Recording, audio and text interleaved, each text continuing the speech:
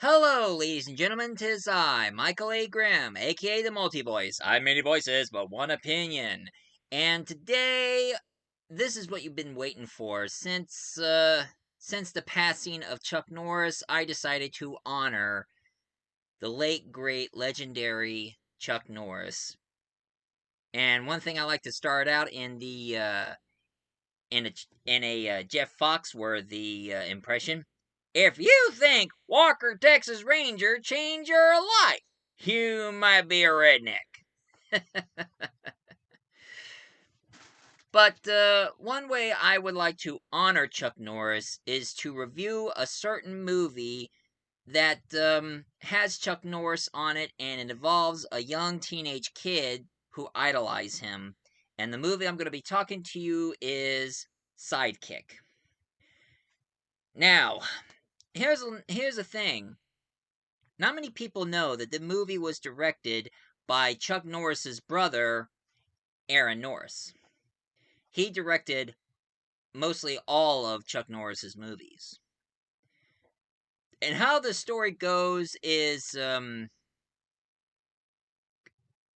there's a certain kid who goes with the name of Barry Gabrisky, played by the late Jonathan Brandis. And Jonathan Brandis, he always idolized Chuck Norris so much that he always dreams and fantasizes of being Chuck Norris's trusty sidekick. I mean, trying to be like his Robin to his Batman. Which I gotta say, that's different. But of course, I mean, I always fantasize myself. Being a. I mean, mostly in comedies, I always thought I'd be the best friend to the main star, the main comedian. But anyway, most of his fantasy, it always involves his teacher, Miss Chan, played by the lovely Julia Nicholson. Nixon. Julie Nicholson. And Miss Chan does get worried about him because he doesn't do workouts or any physical things because he has a bad case of asthma. And he's trying to avoid stuff, but he always keeps daydreaming of being Chuck Norris's trusty best friend and trusty sidekick. But every time when he fantasizes, he gets interrupted. And then there is this girl who do seem to like him, and her name is Lauren, played by the lovely former Wonder Years star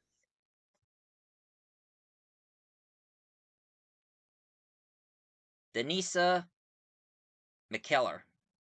Denise McKellar. Now, of course, everybody always remembers her from the Wonder Years. I mean, heck, even some people remember that episode of Impractical Jokers, the one when Murr thought he was going to do one of those impractical jokes of, got him wearing a Speedo, oil himself up to be in the Mr. Universe contest. But little did he know, he's all oiled up in a Speedo in front of his childhood crush, which is Denise McKellar. And of course, after he kept flexing himself while asking her questions, and she's all awkward and all, and then after he left, she says, "Can I laugh now?" But I mean, what can I say? I love Impractical Jokers, and a little known fact: I noticed that her and Murr become good friends because those two have been doing some TikTok videos talking about that they decided to become good friends and all because she's married and all. And anyway, then Lauren, Denise Keller's character, she starts seeing some potential in Barry, and she even helped him out during class where one teacher was teaching about literatures, acting like Shakespeare and things like that. And then Miss Chan decided to meet Barry's dad, named Jerry, played by Beau Bridges, Jeff Bridges' brother. And Beau Bridges, he always lived his entire life as a working dad. He never had time with his son, but he knew he had some potential, but he just never got around to talk to his son and have like a, father and son moment. But of course, a little known fact turns out that Miss Chan seemed to like Jerry. Oh, how about that? And of course, she told him that Jerry should take his son to karate class, see if he'd be able to do the workout and all. So they went to this dojo owned by this guy who goes by the name of Kelly Stone, played by Joe Piscopo. And Joe Piscopo, he's pretty much playing as a typical laughable jerk type. He acts a bit like a bully. He even pushes Jerry around for wearing shoes on his dojo mat. And also, always kept thinking that he is better than Chuck Norris. He can whip Chuck Norris's butt. And now, Barry's been having daydreams, and Joe Piscopo is the main bad guy. and still, thinking of his teacher, Miss Chan, as the damsel in distress. Hey. And since turns out that Joe Piscopo's karate class, they're being more of a bully than, teaching kids about, the peace and the calm and the concentration, the way most karate class is supposed to be. Don't try to provoke people, don't try to bully them. Just only use if necessary. So, Miss Chun's uncle, who goes by the name of Mr. Lee, played by the late, great Mako, he shows up as playing Mr. Lee, who starts running a restaurant and the restaurant is called Frying Dragon. And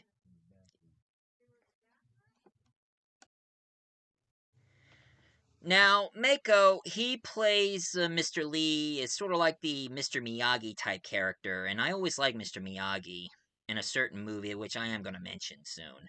But he does teach Jerry the ways of martial arts in his own way. He even called him Dumpling because he threw a dumpling right on his forehead. Little Dumpling. But he starts teaching him, and even teach him that he shouldn't let his asthma get the better of him. He should do some exercise by walking, not run, just walk, and try not to let the asthma overtake him. So he started walking. Of course, his fantasy starts catching up to him again, but he does his best to fight this asthma he has, and he's becoming better and better. And he even met Lauren, and he asked her out, but she was like, "I don't know, I'm sorry." And he was so upset that he ran, which he shouldn't have, and his asthma did attack and end up in the hospital. But of course, Mr. Lee, he gave him this remedy, and he rubbed it on his chest and on his neck to help him breathe better. Even though it stinks, but it helps him. Well, Chinese secrets, right? But anyway, Barry's been getting better and better recently. And then all of a sudden, he meets his bully, who goes by the name of Randy Kaninsky, played by John Buchanan. he kept pushing him around and kept bullying him, and he even pinned him down on the ground when he couldn't even breathe. Oh, for God's sakes. I hate bullies who are like that. Always making fun of their physical problems. Now, he even met his coach. Now, his gym teacher coach, who goes by the name of Coach Horn, played by Richard Mall. Bull Shannon himself on Night Court, Richard Mall. Now, he does start off as a jerk at first, but he knew that he was aware that he has asthma, and but when he knew he was daydreaming, he yelled at him saying, "Wake up!" and then tell him to start climbing the rope. And as he couldn't do it when he's starting to climb the rope, he all of a sudden imagined Chuck Norris on the other rope, and his imaginary Chuck Norris told him that he can start climbing the rope. Just try to hold the rope with your feet and just keep climbing. And he made it all the way to the top, and it impressed the coach.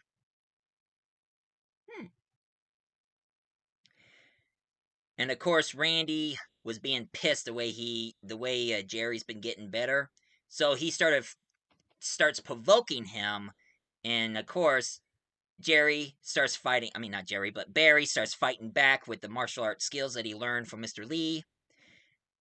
And of course, Coach Horde says, "All right, that's enough. No fighting in here." By the way, Barry, well done. Not often you get a certain respect from a coach, huh? So Randy decided to challenge him into a karate tournament. Now, Barry isn't too sure that he can do this. I mean, he knew that he's good and he's quick, but he thinks he's not good enough to join the karate tournament. So, Mr. Lee told him something. He says, "You see this turtle? This turtle is slow and clumsy. But sooner or later, when he learns never to give up, sooner or later, that turtle will dance." That turtle will dance? Well, I can say this: if the turtle can dance, he could start being with Vanilla Ice doing "Go Ninja Rap." Go Ninja, go Ninja, go! Go Ninja, go Ninja, go! Go Ninja, go Ninja, go! Go Ninja, go Ninja, go! Go, go, go, go! Ninja, ninja, rap! Ninja, ninja, rap! Sorry, big fan of Ninja Turtles. Speaking of Ninja Turtles, Mr. Lee gave him something for him to practice on, and it is nunchucks. Yeah, I got a pair myself. Now, I could swing it around, show the demonstration how I use it, but I don't have enough room, and I'm afraid I'll break something, so... But, anyway, folks, I got some nunchucks. But anyway, he starts swinging the nunchucks and getting pretty good at it, and of course, you have the old cliche, swinging the nunchucks and just bust them in the groin. Oh! And of course, whack, and try to turn it around, whack him in the head. Oh. I'm surprised they didn't do that scene what they did on Beverly Hills Ninja, where Chris Farley swinging the nunchucks hits him in the head, going like, "Ow, ah!" But I'm not kidding. I mean, these nunchucks, they're hard. I mean, they're made out of tough, strong wood. I can tell these things can knock my brains out. I think I need rubber ones so I can practice, so I get better with these. I mean, I learned a few thanks to Bruce Lee, but anyway, they finally went up to the tournament, and Chuck Norris was there, and of course, Piscopo being a jerk, always saying, I'm gonna kick your ass, Chuck Norris, and I'm gonna love it." And of course, Chuck Norris says, "In your dreams." In your dreams, huh? Huh. You know, Freddy Krueger always kept having nightmares of Chuck Norris. Every time when Chuck Norris goes to Elm Street.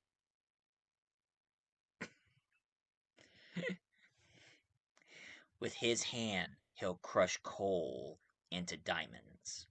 Every time when he's doing push up, he's not lifting himself up, he's pushing the earth down.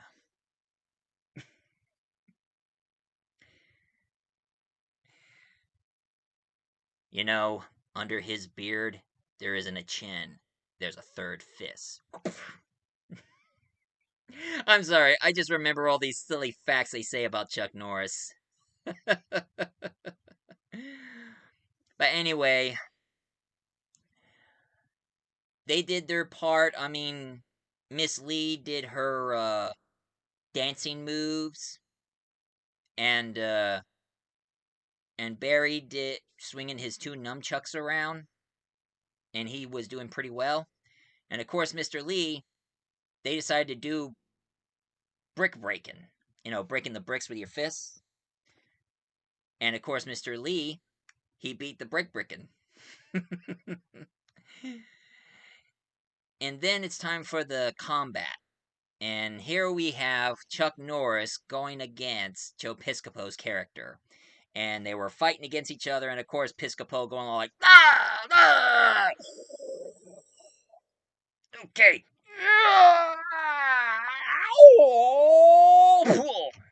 Of course, Chuck Norris kicks him right in the face and doing the backflips and then landed, saying, that hurts.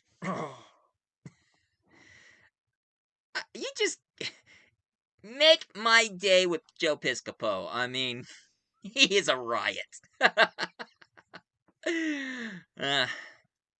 Anyway,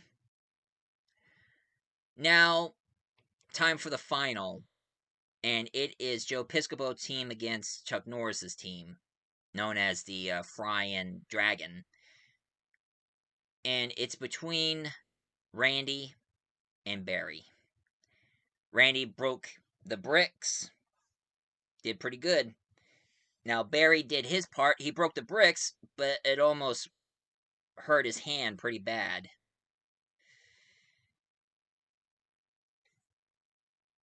So, Randy decided to level up on the bricks, and when he smashed the bricks, it didn't go all the way through.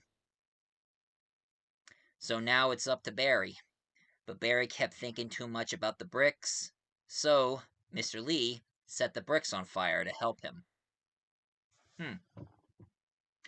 Can you help somebody to break bricks by setting them on fire? Well, as for me, I wouldn't mind walking through a ground full of hot coal.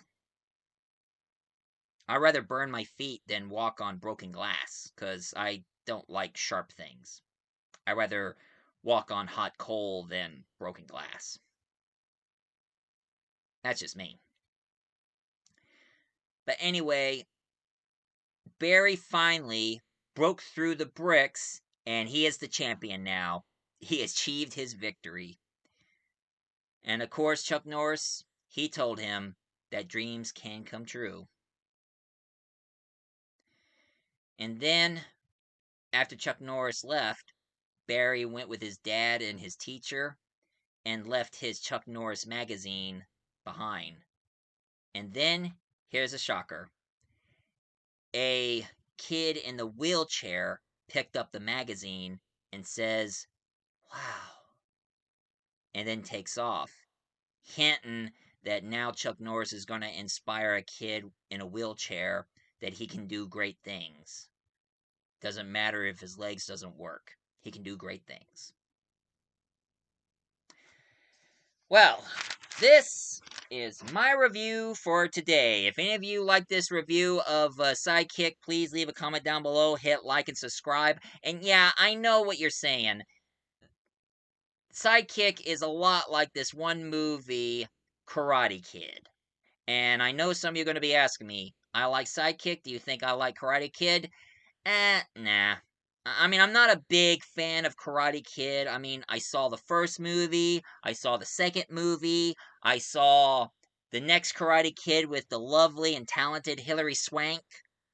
And when they did the remake with Jackie Chan, I wasn't interested. I wasn't interested on watching it. And of course, I never watched any of the Cobra Kai series. I mean, I've seen clips. I've watched clips of Cobra Kai, but I just never was into it. Although I did like seeing the scenes of, you reuniting all the cast members from all the Karate Kid movies. And of course, recently I've heard that they brought Jackie Chan into the series. So I think that's pretty cool. But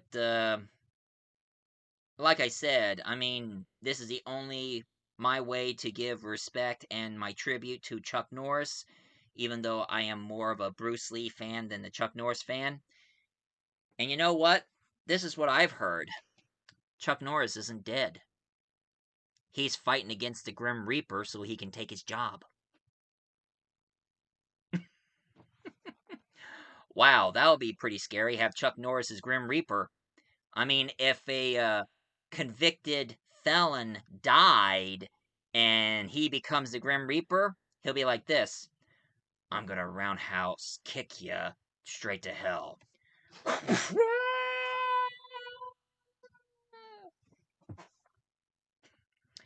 And even they say when Chuck Norris is dead, Satan locked up the gates of hell,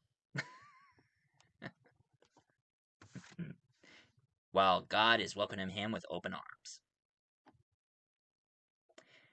Anyway, I'm the multi voice reviewer. I remember so I can jog your memory, and rest in peace, Chuck Norris.